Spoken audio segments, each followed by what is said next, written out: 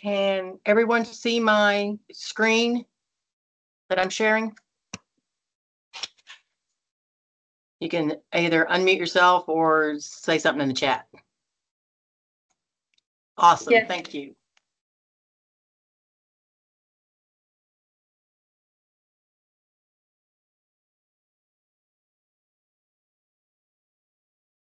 Okay, we're just going to wait. It's 1 minute after. We're going to wait 1 more second to see. I've got more people coming in. So I'm going to let a few more people have the opportunity to get in before I start.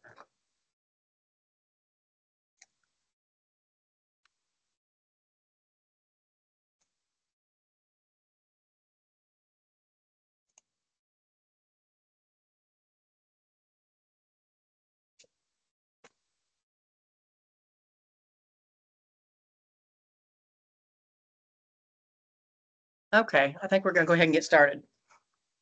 We want to first thank you for attending this online portal training. I know this is a new process that OFA is having lenders do.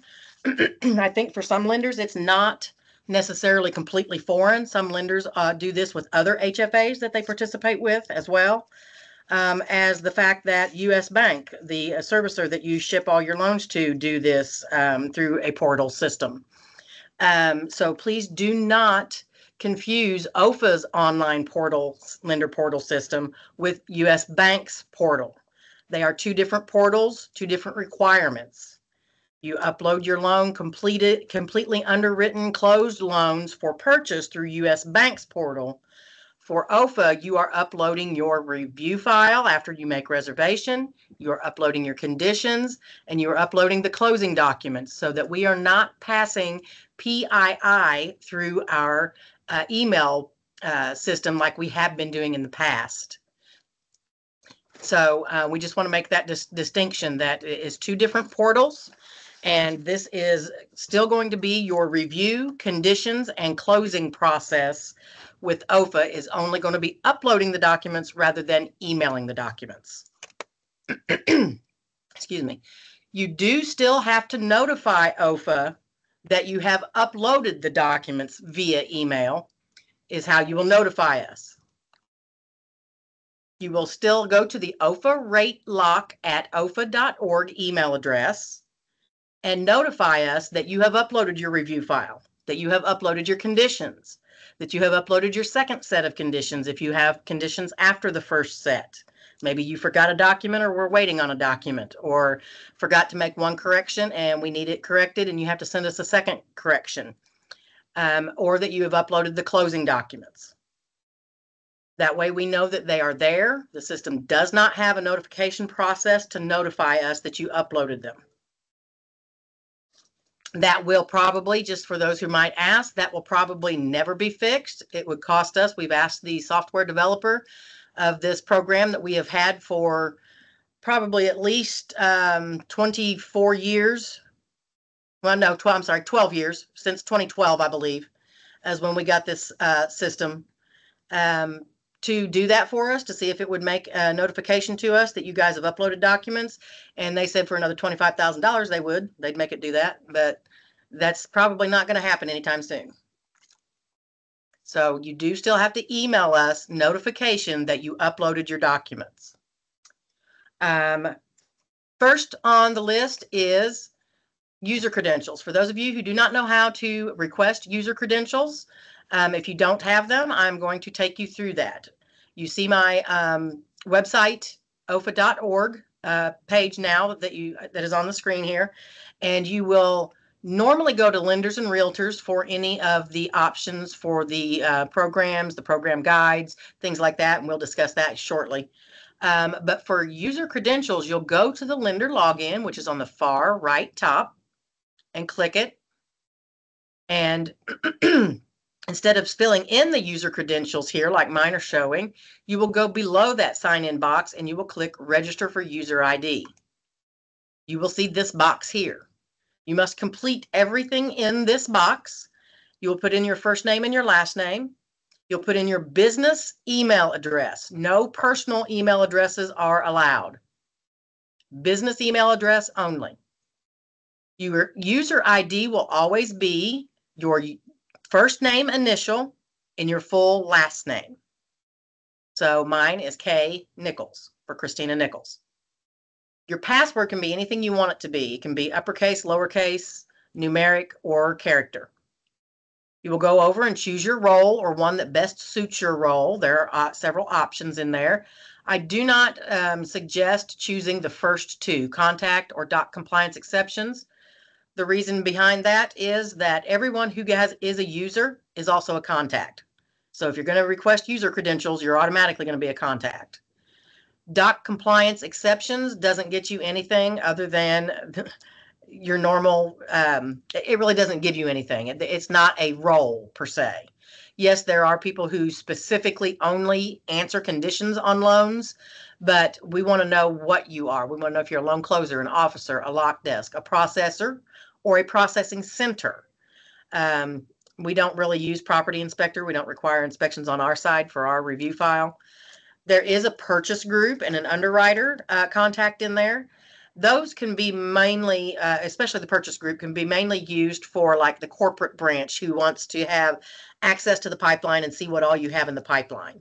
Purchase group would probably be a good thing to have.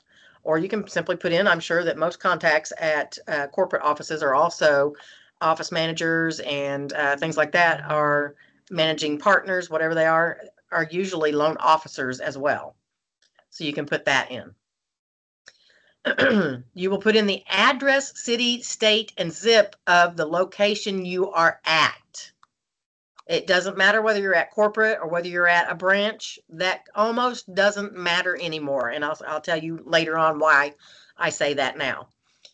So just put in the address of the location you are at your company. So if I am working for OFA, I want to put in the address where I am located, where I office.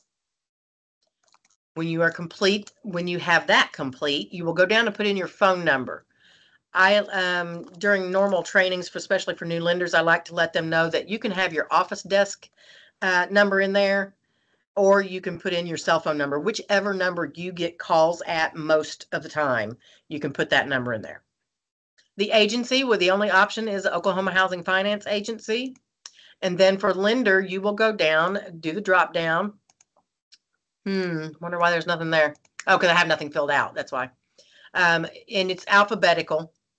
So you will go down to your lender's name and you will choose your best guess at what branch you need to be at. I can tell you loan closers, underwriters, who else? I say loan closers, underwriters, and if you're a processor that processes for more than one branch, you really need to be at the corporate address. Corporate, user set up at corporate can see everything in the pipeline, all branch loans. If you are a user at a branch and you are specific to that branch, you do not go outside that branch to make business, you can only see your branch in the pipeline. So you'll choose your lender name, and then when you have everything complete on this form, you will click submit. When you submit that form, it is not an automatic process. That request is submitted to OFA. When we receive it, it will take at least 24 hours. It could take a little more because right now with this change to everybody doing the lender portal and uploading, it is taking a little bit longer. We're getting a high volume of user requests. So it could be a little bit more than 24 hours, but the process is 24 hours to receive an email back from OFA stating that you now have access. It is a manual process on our side for us to assign functionality to you. So do not think that once you click that submit button, you can come back to this login box and put your credentials in that you just typed in that form and get in, because you won't. It will tell you that your account has been, what is the word there? Your account has been something. I can't think of the word. Disabled. That's the word. Your account has been disabled. That's not the case. It is disabled because it's not an account yet. We have not manually set you up on our end. So remember to wait at least 24 hours, could be a little longer, for you to receive an email directly back to you, not to someone else, back to you, stating that you have access. Then you can log in and begin reserving loans. Okay. Going into that, reserving loans. We want to reserve a loan. So we're going to come back to this lender login at the OFA.org. Let me get back to it. At the OFA.org homepage and click on lender login. And we're going to type in our user credentials and click sign in. And it don't like me today. There we go. When you come in, the very first page a brand new user will see is much like a terms and conditions page. You'll only see that once when you first log in. It's you click accept and you go past it, and you'll never see that page again as long as you're with that lender. If you change lenders, then you need to change your user credentials, because your current user credentials are at one lender and now you are working at another lender. You need to request user credentials under that lender. So the only option after you click the accept button is single family web management. You will click that and you will come in and see this page here. You will see that there are management options, there are report options, utility options, program guidelines, and general. Some of you will see all of these, some of you will not see all of these. You will only have specific ones. Me as an admin, I have access to everything. The reserve loan is only going to be available to those who actually reserve loans. If you currently have reserve loan functionality but don't reserve loans, that's fine. Just don't use it. Do what your company policy is. If you're not the one who's supposed to be reserving, don't reserve. To reserve a loan, you can do many things. You can reserve a loan, you can edit and update a loan that's already in here, you can do loan forms, I'm sorry, not loan forms, My Pipeline, and loans with deficiencies. Available programs and funds at the very top is just that. It just tells you what programs we have available or you have access to. There's the Dream Freddie and Government, there's the Gold Government and Freddie, and then of course as an administrator I have access to a demo and a training program.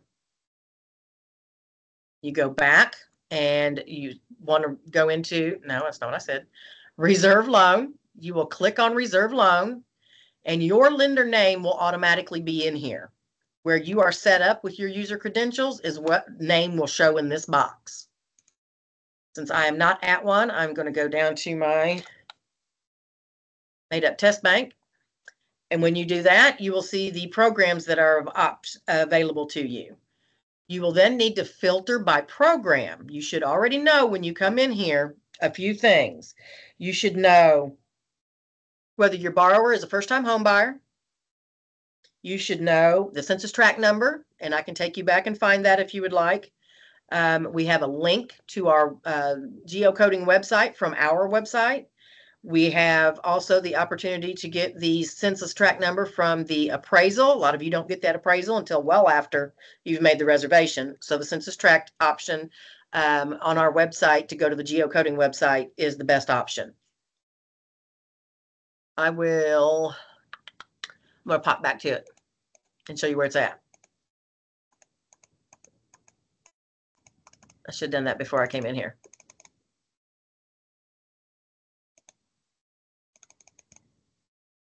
Oop, it just passed me. Okay, don't want to go back to it. Let me do another one.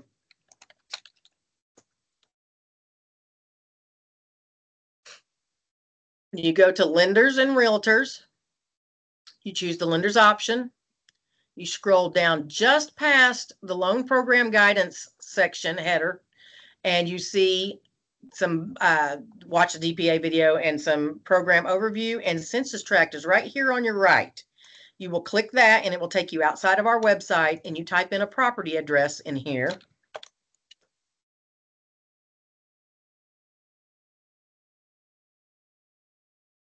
And click the search. And it will come up with a tract code. That tract code in this box on the left is your census tract number. When you get that, also double check that your contract that you should have, a fully executed contract before you ever make a reservation, also shows the city and the county as the same as the census tract does.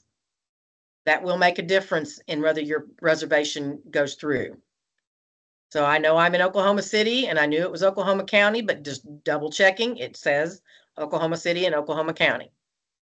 So I take that census tract number, I either write it down, print this out, remember it, whichever the case is, and go back to our lender login. You can also get to it from the lender's page right here.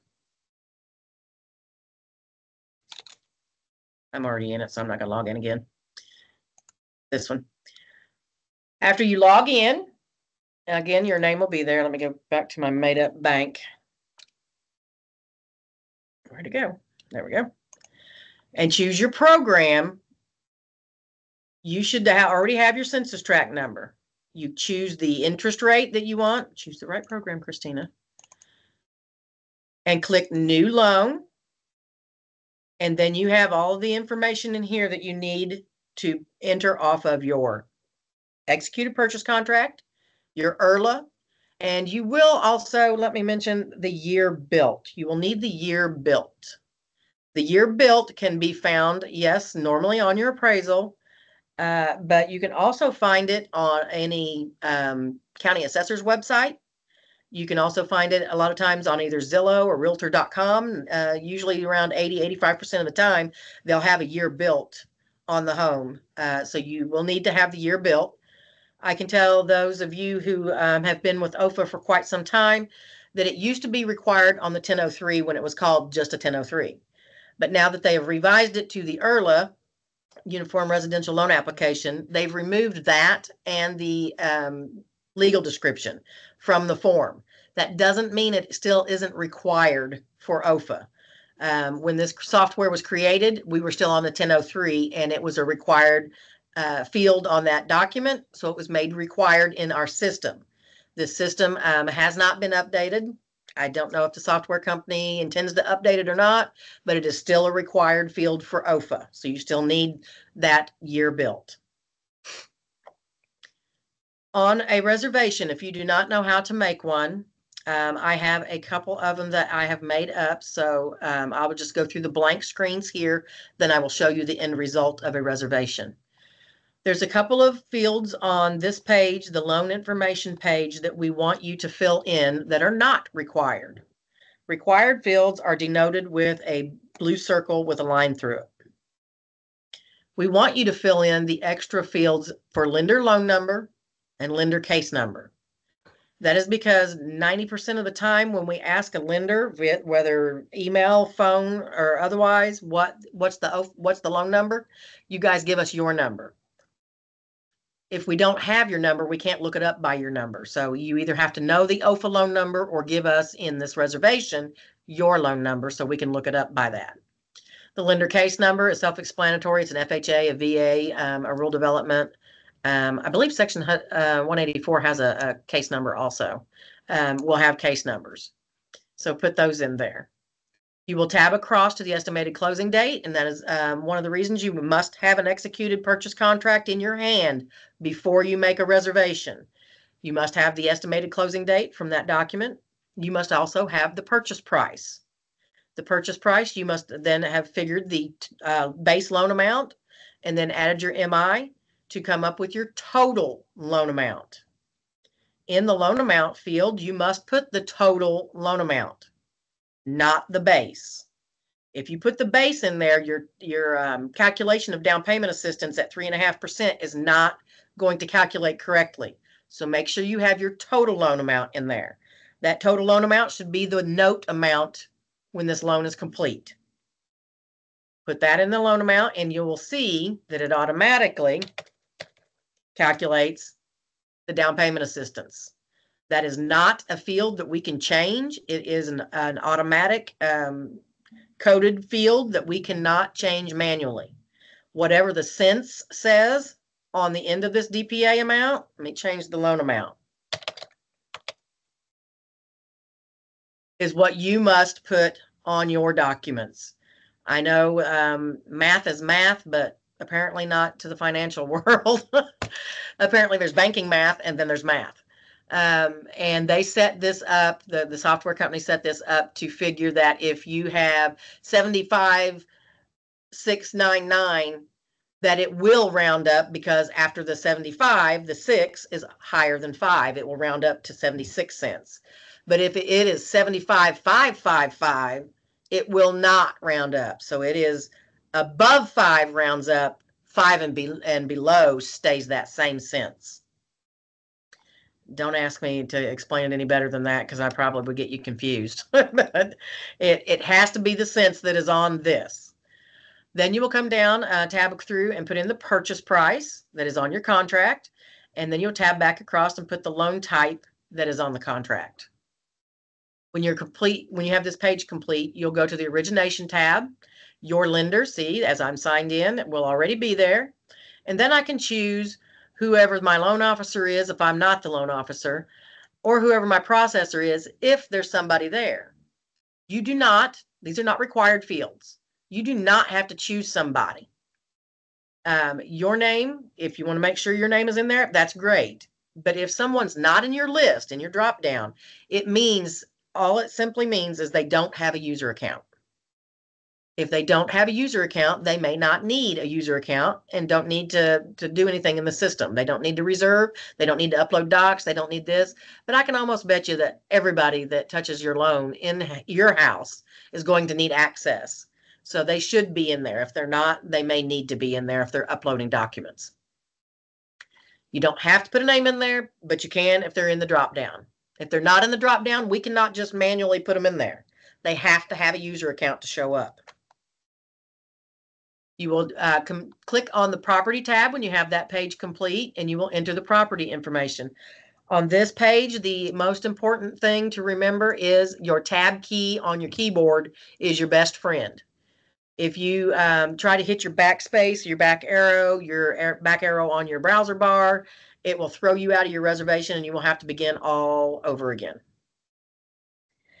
Let me see. You'll put in your zip code first.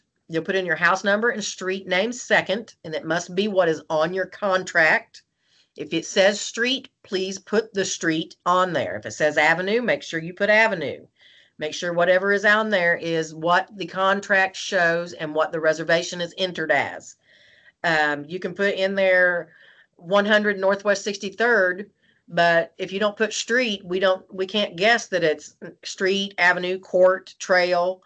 There may be another piece to that address that is not correct. So you need to make sure that the address is complete. Then tab down to your city, and I want to show you when I get down there that when you start typing a city, it's going to pop around and change on you. See the O? It brings up the first O in the list of cities. Okay, let's not do that. I waited too long. Okay, LA. See, it popped around until it got to Oklahoma. But there are some cities that are in more than one county. So make sure your city-county combo by clicking the down arrow or drop down arrow and going to that city, you choose the correct city-county combo. If you choose the correct one, then your county field will fill in correctly by itself. You will tab across and enter your census tract number. And it must be 6 digits like that. I typed the decimal, even though it appears to be there, you must type it. You will tab across and it will choose target or non-target for you. You tab down to the legal description. It is not required, but if you have it, you have the contract right there. Your legal should be on it. You can put it in here. The format in which we prefer it is lot first, block second, the addition name, then the county and the state. You tab across and fill out your building type, attached, condo, detached, etc. You put in your year built. See, it is a required field denoted by the blue circle with the line through it. I think I have somebody coming in. Let me go back to my people here. Nope. Okay. Then you will tab across back to category and choose new existing. We don't do rehab, but it is an option in our software, so it's hard coded in there. We can't remove it, but so it'll either be new or existing. We do not do rehab. And then you will put in, I believe the number of units is automatically in there always, even though it's a required field, so it'll automatically show. When you have your property entered in here, and hopefully did not hit the backspace key or the back arrow on your browser and get thrown out, you will click on the borrower tab. You will double click on the borrower option here where you see the title but no information to enter their information.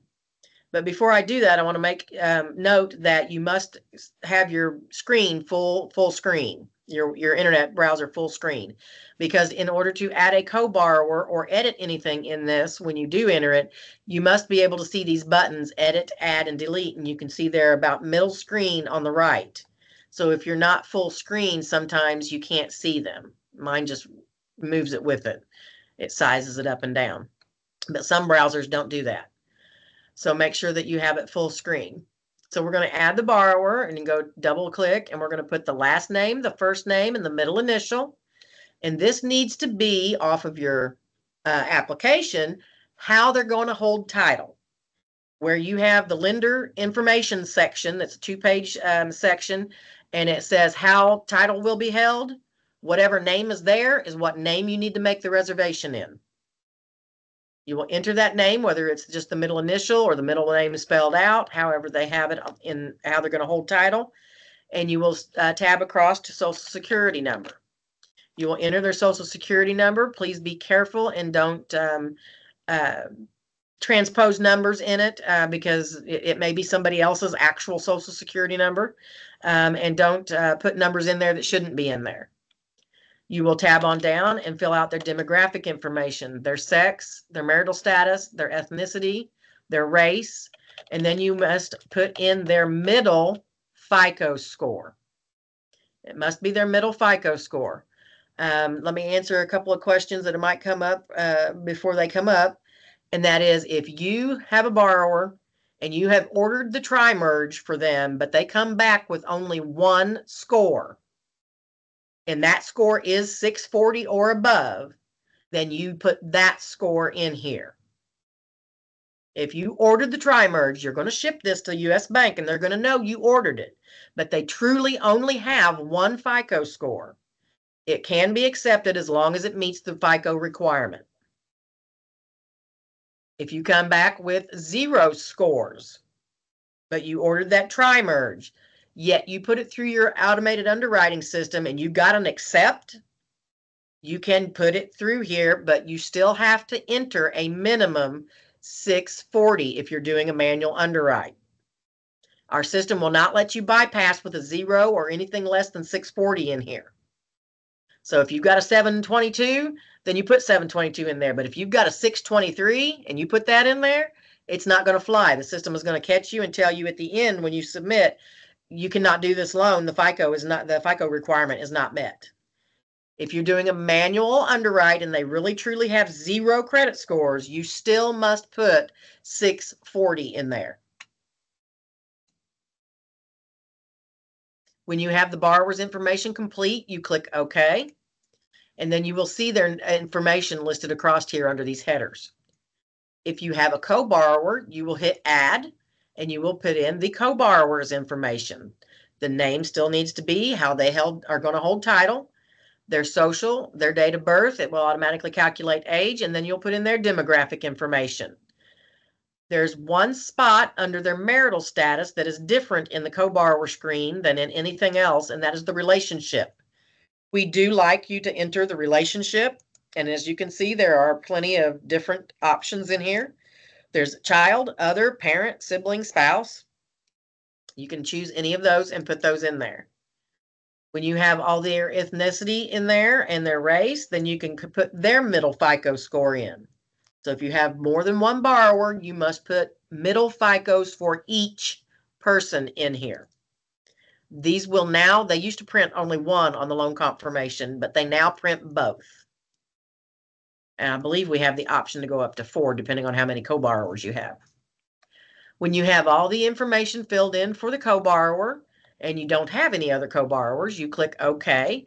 And then you'll see a co-borrower line under type, and you'll see their information listed across under the headings. You're still not done with this page. You must come down here and finish the bottom of it. You must choose the household size. So let's say we have a 4-person household. Then you tab across, and it is not a required field, but you need to make sure that this information is in here because it determines how many people in the household, determines which income on gold that you use. It does matter on gold how many people are in the household. We need to know how many are under 18. So let's say there's 2 dependents under 18. There's a borrower and a co-borrower on our loan, and both of them are employed. So we're going to put 2. And there's nobody else living in the household, so there's not going to be another. Whatever numbers you put in, number employed, other dependents, and dependents under 18 must add up to the number of the size of the household. So if you got 2 employed and 2 under 18, that is a 4-person family. If you had a 1 in other dependents and had a count of 5 in these 3 boxes, but only 4 here, you would need to go in and change the size of your household or fix wherever you had a number that wasn't supposed to be there. You will tab down to and either click the See Incomes box since you're already in this section, or go up to the headers on the tabs and click Incomes. You will see nothing just like this, and you must click that Add button just like on the borrower page, about middle screen on the right. Click the Add button. Then you will choose from the drop down which borrower you're going to fill out. It'll have both names if you have 2, or 1 if you only have 1. You choose which one, and then you will put in their income type. We don't necessarily care whether it is federal wage, general assistance, military pay, pension, Social Security. Just choose. You can, matter of fact, don't even have to choose anything. Just type H and tab across. It won't let me do it now that I've been in it. And tab across. And just put a household income. The frequency rate is supposed to be their monthly, which you have on your 1003, their monthly income, but we need it annualized. So it should be 12 full months. So 12 will be your frequency. And then you'll put in your periodic monthly amount, say it's $3,000, and it automatically calculates your annual income. If you have a co-borrower, you will go down here, you'll click OK on that one, and you'll come down here and click Add and choose the co-borrower name and do it again until you have that information in there. For whatever reason, it's showing up today early. Usually during reservations, you don't see the attachments tab in this thing, or the timeline for that fact. However, you will see incomes and usually finance right after it. We advise lenders not to put anything in the finance tab, just complete the first 5 and then skip to other. This is not required at the moment, but it will be required after today's training. You must choose whether the property is rural or not rural. We need to track this information, and it is not collected anywhere else. And we must collect this information for our state legislatures when we have to report to them. So this will be a required field, and it is on the Other tab. Okay, so when you have that Other tab completed and fill that out, then you will have a Submit button. It will be up here by your main menu button, and since I'm not going to do that, I'm not going to show a Submit button on this. So just know that it will be over here by your main menu. You will click Submit, and you will get one of 2 screens. You will either get a blue screen that says your loan has been successfully added, or you will get a red screen that says what errors you have. It will tell you what tab the error is on, and it will tell you what the error is. All you do is simply click back on your tab that the error is on and go to that particular place and fix the error or enter it. Maybe you skipped it by accident, and then hit Submit again until you get the blue screen. When you do get the blue screen saying your loan has been added successfully, you can click back on the Loan Info tab button, and you will see the loan number, the very top field on the left, will be completed, and it will be a 330 number with 4 more digits after it. That is OFA's loan number. When you see that, you will also then need to go up to your browser bar, and you see on this screen on the browser area that there's a confirmation button and a forms button. When you submit, they will not be here. They will be on the far right-hand side. You will need to click on the Forms button. And it's not going to let me have it because I don't have a reservation in here. Let me go get one real quick.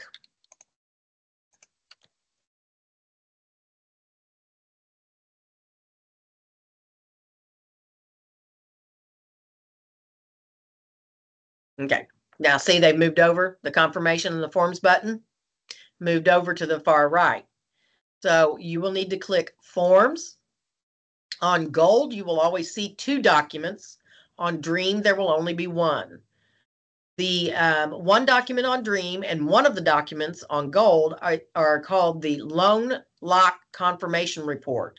And that is that confirmation form that many of you need to have after every change that you make on the loan. And on Gold, you will also have the Lender Review Certification. You will need to print both of these forms on Gold and the one on Dream because they will need to be part of your review file. You will make sure either by clicking each individual box that they're marked, or you can click the box on the blue line and it gets both of them. And then click Generate Form. You need to have your pop-up blocker enabled, not disabled, enabled, so that the forms will pop up in PDF at some point. We'll see if they pop up.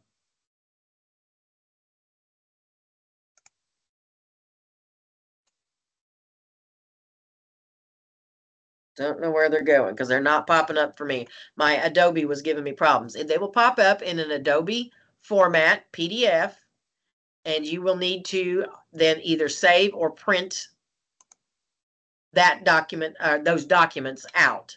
I know everything's being electronic, so I would save them as a PDF to wherever it is you save your loan file.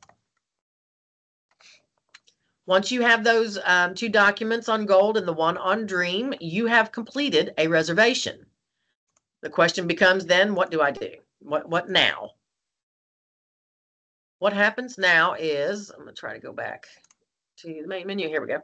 To the main menu is your underwriter has probably already received some kind of documentation or file from you where they are doing all their due diligence. They're making sure that the program meets the OFA requirements, that it meets the loan type requirements, that it meets the property requirements. It has all the stuff on it. The income's been checked, the FICOs have been checked, all that stuff. When you have that loan completely underwritten by your underwriter, it is time for you to put a review file together for OFA.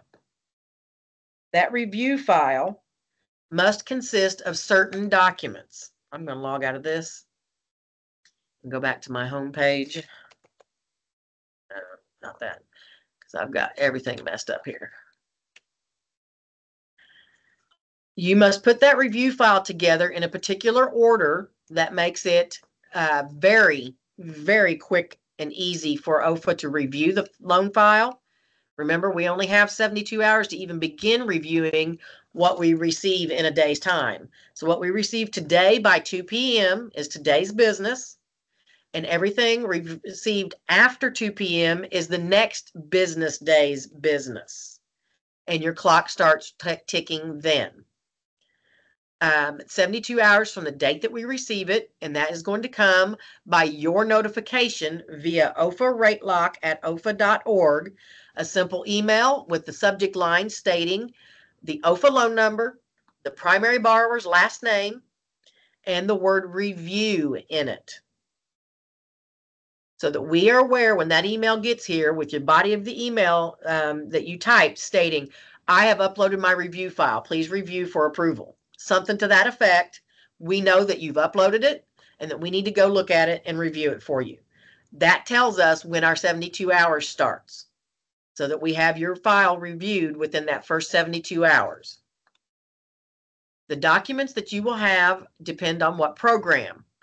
If you have a Gold loan, you are going to look at this right here, the Gold documentation requirement.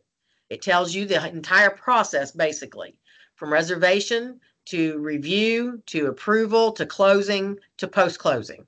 What is required? So the lender prints the OFA loan confirmation and the OFA lender review cert upon the reservation being made.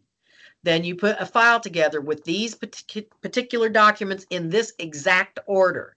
The OFA loan confirmation, the OFA lender's review certification, both of which you printed from your reservation, your underwriter's loan transmittal or 1008, the application.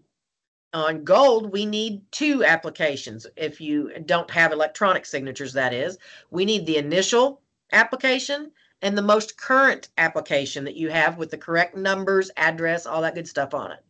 Because it's a mortgage revenue bond program, we must have wet signatures or electronic signatures, acceptable signatures, for the IRS should they audit this file.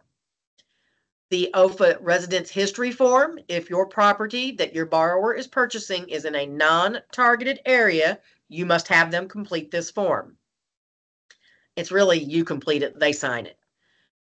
The loan estimate on your first mortgage, and then this OFA partial exemption disclosure, which is for the second lien portion, which is the DPA. You must disclose this to the borrower, letting them know that the DPA is in the form of a second lien and that they must repay that DPA amount in full to OFA at certain repayment events. And a copy of the purchase contract and all addendums.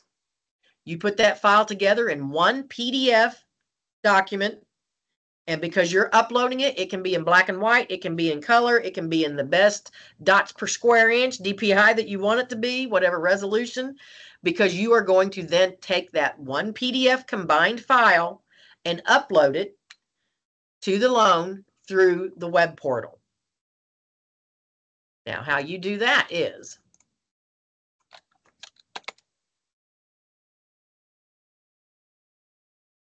you're ready to upload your review file.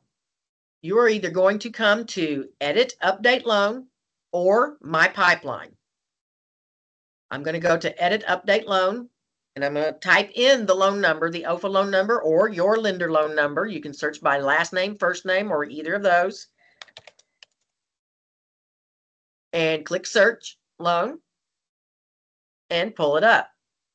You will see in these tabs across here that there is an Attachments tab. Let me back up just a second. Go to the Timeline tab, because I want to show you. There are stages that loans are in. They can either be in reservation stage, meaning you guys just reserved it, and it'll tell us the date you reserved it. Then there will be file received. When you notify us that you've uploaded your documents, it's going to switch from reservation to us marking it file received, and you will see a date in there when we show that we received it. So if you have notified us that you've uploaded your documents for review, and in, say, 5 business days, you haven't heard from us, you haven't seen any conditions be emailed to you, you can come in here and check and see if we show it file received or not. If we are not showing it file received, you can go back and email us or call us and say, hey, I notified you on blah, blah date and that my file was uploaded for review and you're not showing it received. We can then go back, investigate what happened, find out where it's at, and get it reviewed for you. Then after all conditions, and if there are any, are answered, then it moves to an approved process. And I'll go through that with the closers. But at the time, there are stages so you can see where your loan is at any time and what stage they are. If you are only in reservation stage and it only ever shows that for 3 months, that means 2 things. You either need to cancel it because you're not completing it, or you have never received, we have never received a review file. You've never uploaded one for us to review. So if you're in reservation stage, you either need to cancel it or submit a review file. When you're ready to upload those documents for review, you go to Attachments. The description, like I stated, as you can see in this example down here, document description. You will name it Review in the subject line when you let us know that you've uploaded the review, and you will name it Review in here when you upload it. Name whatever it is the same as you notify us. Then you will browse to wherever it is you saved it, and you will double click it, and you will upload it. And you will see there's another one uploaded at a different name. It's just weird. See, now I've done that. I don't know where it went. So that is how you upload an attachment. You can do it again. You can name conditions when you get conditions emailed to you, which we will still email to you. Whoever uploaded the file and notified us is who's going to get the conditions back to them. So you would name that subject line when you notify us that conditions have been met. You will name it the OFA loan number, the borrower's last name, and the word conditions. You'll put in the body of the email when you notify us that the conditions have been uploaded. You will state that I've uploaded the conditions for this loan. Please review. That tells us that we have 24 hours to look at those conditions. So how you name the notification and the documents is important. Just don't name it willy-nilly. Stan Hill's review file. You need to name it just the review. Don't waste any typing, keystrokes, naming it something large and huge. Just put in review and then conditions for conditions. If you have a second set of conditions that you need to upload later, you can name it conditions and the number 2 after it until you get all of the conditions met. Do not upload one document at a time for conditions. If you get conditions and you got 5 different documents to complete, to make corrections on, upload all 5 of them in your first conditions notification. Do not upload them separately. They still must be submitted in one PDF upload. The more we have to click around and go to different things, the longer it's going to take us to review the review file or the conditions on the loan.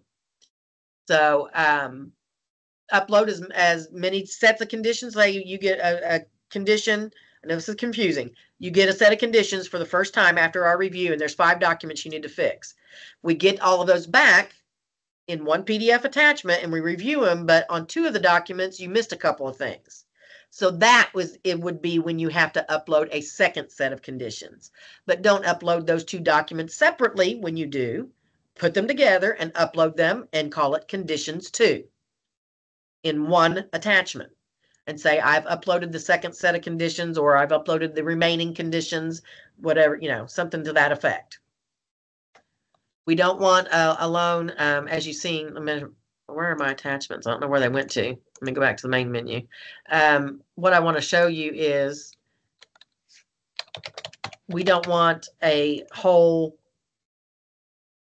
2 pages worth of attachments here. We don't want it to go on and on and on where we have to do this scroll bar over here to find each one of the documents. We want possibly only ever 4 attachments: the review file, the conditions file, the closing documents, and our approval. So 4 files basically attached is what we strive for. Actually, we can strive for just 3. We can have review, approval, and closing, and have absolutely no conditions. And we do get files in that have no conditions. On occasion, we do. Are there any questions so far on uploading attachments? I want to make sure that is clear. I don't see anybody asking questions in chat or unmuting. Okay. The uploading of documents. Now, on closers, I mentioned that the timeline is going to play into when the closers upload.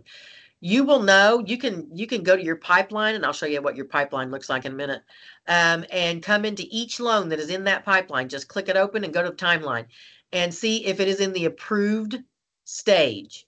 If it is in the approved stage, you can upload closing documents on every loan that you have that's in an approved stage. That is what stage it will be in when it is ready for us to see the closing documents. We will, you reserve it, we review it, we approve it, you send it to closing, get the loan closed, and then the closing documents within 5 business days of the loan closing, you can upload those. You can do it the same day if you want to, but at least within 5 days of that loan closing, we require that the closing documents be uploaded. That has been the requirement even when they were being emailed. It is within 5 business days of the loan closing, the closing documents are due to be reviewed by OFA. So upload them as soon as that loan closes if you wish. That would be perfectly fine. The pipeline. You can either find loans, as you've seen, I've been doing it through edit and upload, an edit and update loan by searching a number and searching loan, or you can go to your pipeline. Now, I'm going to have a slew of them in here probably, because you're, yeah, you have to choose the program. So you have to, whoever is uploading documents and using the pipeline will need to know what program it's in. Who can tell me how to know that? How would you know what program it's in if you are not the LO or the processor? How would you know what loan program this was in? Anybody? However, chat, unmute. Nobody? Is everybody asleep? You would look on your approval letter. If OFA has approved this loan, your approval and award letter will state what the program name is. I'm going to go to an approved loan. You see here's a section that isn't approved. I haven't chosen a program or a lender because I'm an administrator. I get that, you know, God and everybody in here.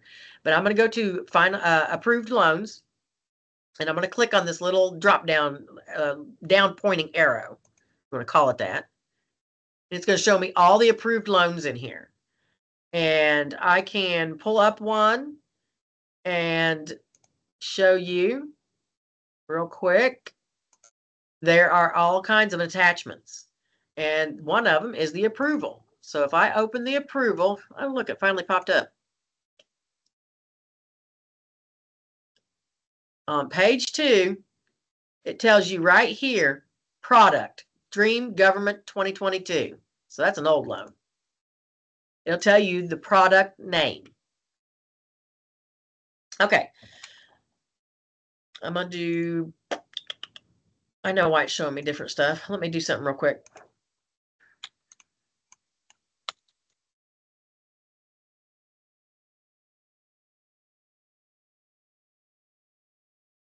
Not showing me what I want to show you.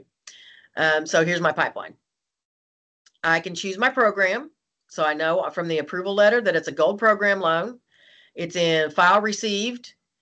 And on Vivian Stewart here, I do not have any conditions uploaded for it. I need to upload my conditions. So I'm going to choose the loan and open it up. And I'm going to go to attachments. And it's been reviewed, but I have not answered the conditions that I received via email from OFA. So I'm going to name it conditions. I'm going to go to where I save my documents at and browse, and I am going to upload my conditions. And click upload. And there they are. Conditions have been uploaded. Now I'm going to go to my email. And I'm going to create a new loan, and I'm going to go OFA rate lock at OFA.org, and I'm going to put in my loan number. What is my loan number? Let me go see. Come back here, Outlook. And I'm going to put in 3307496, Stewart. I can type. Conditions. I have recently uploaded my conditions for this loan. This loan. Please review. Thank you. And I'm going to hit send and send that off. That alerts us that your conditions have been uploaded and that we need to go out here and see that your conditions are there and review them so that we can approve your loan. You can see on my timeline that it's only in file received. If you show files received in your timeline and nothing further, nothing in the approved line, then that means there are outstanding conditions that you have not met on your loan, and you must meet those before OFA can issue our approval. I want to go back and edit upload 3307494. I just love this loan. It has everything in it. I went through and created these with my son last night for you guys. I'm going to go to attachments, and you can see the approval letter is there. So anything that OFA attaches in-house to your loan, including our approval documents, You can download those anytime you want. We are still going to email them to you, but if you want to go in there and get them again, you can. These are the documents that must go to closing along with the extra documents that you must complete. I'm going to open that approval package and show you. You have your, look at the bottom here, your OFA DPA second lien letter that tells you your borrower's name, their address, and how much DPA they received that they must sign. Here's your approval award letter that tells you what program or product that your loan is on and your pertinent information about the loan. It says who your specialist is that reviewed it and the date that we approved it.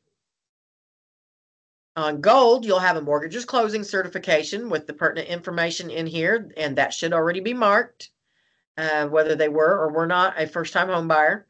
And their information in here that they must sign at closing. They must validate this information, and your loan confirmation with everything that the loan was approved at. This is the FICO score. This is the annual income. This is the loan amount. This is the purchase price, the DPA amount, the interest rate on the loan, the program that it was set on, the address, etc. And it will say compliance approval and who approved it. These are the same stages you see on your timeline.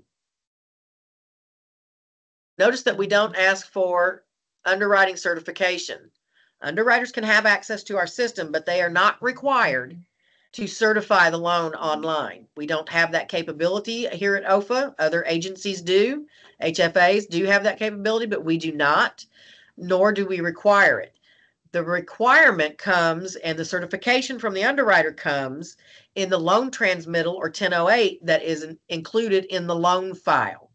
That is their certification that they have done their part and underwritten the file and everything is true and correct on that document. Any questions so far? Okay, let me check my notes. That's pipeline. You have access pages and stages. Okay, I wanted to show you, go back to main menu and go to my pipeline. And it's probably not going to go. I want to be in my other login. Let me log off. I want to show you something really quickly. Come on, that's not my password. So pipeline. I want you to notice when you go to pipeline, some of you will have in any of these stages, especially I'll go to reservation stage, you will have on the bottom right-hand side more than one page. So if you don't see it showing on your screen, look to the bottom right and make sure you have other pages that you need to go to find a loan if you're going through pipeline. There are several pages here on mine because I'm an administrator and I can see all reservations, every lender that has a reservation. So make sure that you are looking for a page number on the right side of that pipeline so that you can actually find. I've had some calls and emails that I can't find my loan. What am I doing wrong? Well, not necessarily doing anything wrong. You probably just didn't know to look for a page number.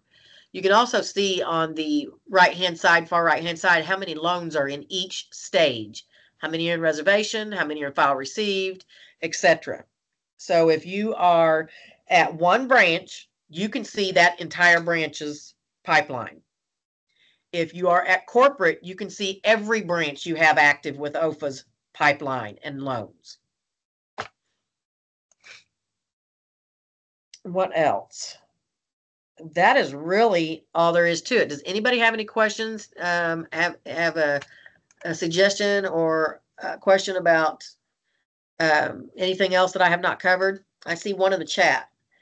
If something changes on the loan, like the sales price or loan amount, etc., is that updated through the portal, or do we just manually update the information on the loan confirmation for our review package?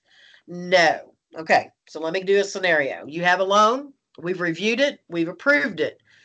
You're getting ready to go to closing, but something changed. You cannot close that loan at what you have, those documents that you have. You must get a reapproval from OFA. There's two things you need to know. Anything past the reservation stage If it's in reservation stage, see there's 153 loans in this reservation stage. Any one of those lenders in those loans, 153 loans, can go online and update the purchase price, the loan amount, and a couple other things. You can't really change the program, the interest rate, the address. You can't change certain things. But if the purchase price changes or the loan amount changes, you can update those in reservation stage. If it is after reservation stage, you must email OFA to the OFA rate lock what the changes are that you need made to your loan, and we have to make them inside on our side. You cannot make them on your side. The system will not allow you. After reservation stage, the system locks and you can no longer change anything on your loan. You must request those changes be made by OFA. If you are already, like I said, from review to approve and you're ready to go to closing and something changed, you must get reapproval from OFA. And that does not mean that's going to happen in 2 hours or that same day. So you need to make sure that if there are any changes prior to your closing date, that you request those changes be made and reapproved prior to your closing time. What else? Anything else? I can show some of you, this is going to be in the future, but know that it's probably coming. This is going to be the last thing I say on this. You can actually see if you have any conditions on your loans. It's a little more difficult, but everyone has the option of loans with deficiencies. You can click on loans with deficiencies, and it's a little consuming. And you know, I probably should sign in with. Let me see if I can stop it. No, it's probably not going to stop. Yeah, I know. Go back. Okay, let's do another one. I want to sign in my pseudonym because it'll be too large doing it the other way. Everyone has an option for loans with deficiencies. And when this comes up, you can, if it'll come up, do it by loan, or you can do it by your pipeline. You will choose which loan. Okay, let's take a moment. Anybody have a good joke, or, you know, we can kill some time while this is loading? It should only be loading 3 loans under this one. There we go. You can do agency exceptions or servicer exceptions or all. So you can see U.S. Banks exceptions on your loans through here. And again, it's still thinking.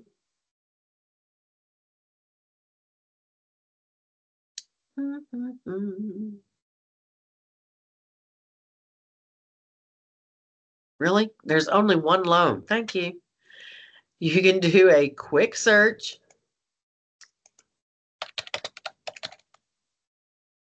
Let me do the other one, 5. And search loan. And where'd you go? Okay, let's do this again. 330-7495. Search. What is not happening? Of course, it wouldn't work right today. One more try. Quick search. 330-7496. No, I know it's 5. It has conditions on it. No, it's not coming up. When it does, it will come up and it will show you the conditions. I cannot believe it's not doing that.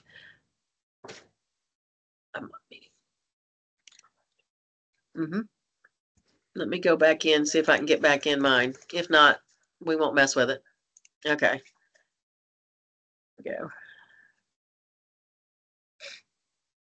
I'll just do one that comes up, very first one. I was worried this one was going to take too long because it has, as an administrator, like I said, it has every loan in our system in here that has deficiencies.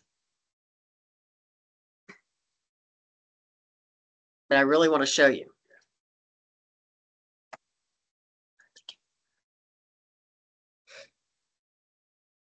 Okay. Maybe getting somewhere. Sorry for how long it takes. It's just how big the database is. You guys have kept us busy and we have a lot of loans in our system.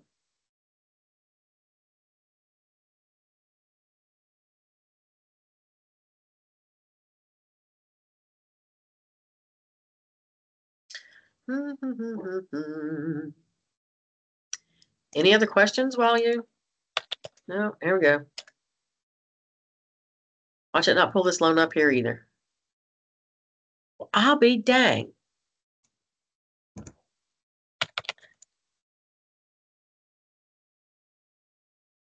It pulled it up yesterday for me just fine. Okay, nix that. Just take that off. There's nothing to train on here. But in the future, you will be able to, if I can ever bring it up and train you on it, you will be able to see your conditions on your loans through the loans with deficiencies option. You will actually have to generate a deficiency report. It's not just click the loan and it comes up. You have to actually say generate report, but it will come up and show you what your conditions on your loan are. It will tell you kind of like it does in the email version now. It'll tell you what the document name is. It'll tell you what the condition is, and it will tell you the notes. Like if we tell you what it is that you need to correct from this number to this number or something like that. So it will look much the same as it does in email version. We do not have any plans to stop emailing your conditions to you or to stop emailing your approval letters to you, even though you can get them on the website. We will still do what we do normally on the in the old manner. Email your conditions to whoever submits the notification that the review file's been uploaded, and we will submit the approval package via email to the person who tells us that the conditions have been uploaded for us to review. So are there any other questions past that?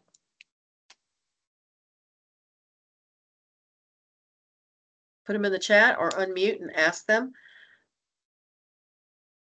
No? Okay. Well, thank you, Karen. You're welcome. I appreciate it. That concludes our training.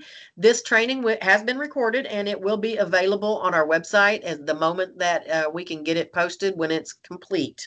It takes a little bit for it to finish downloading after we sign off, but it will be available on our website for future training.